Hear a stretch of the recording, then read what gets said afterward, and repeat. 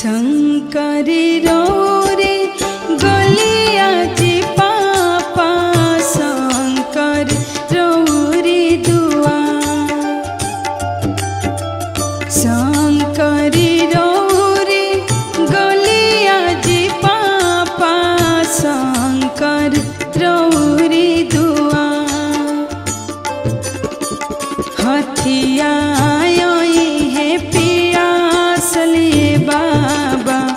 पोखरा दाना खनवाई हथिया है प्यास लिए बाबा पोखरा दाना खनवाई काई उनु कर खइलाई पापा काई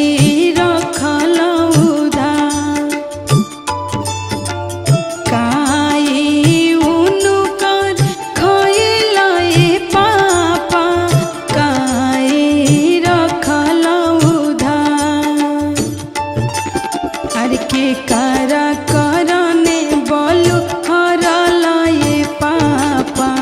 साजना छे कले दुआ अरे के करा करने बोलू हरलाए पापा साजना छे कले दुआ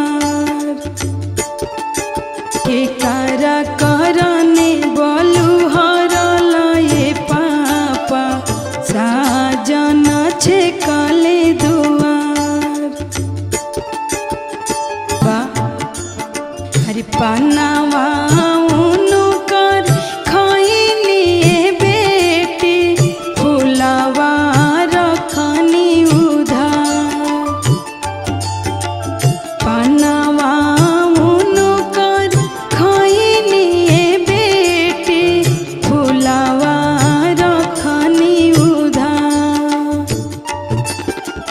तोहरे करने बोलू हरानी बेटी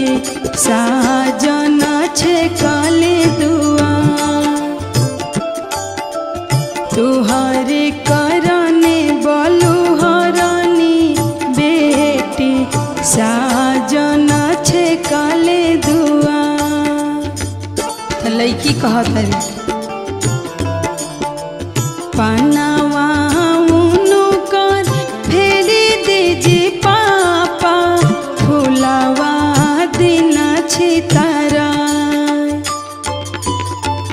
पनावा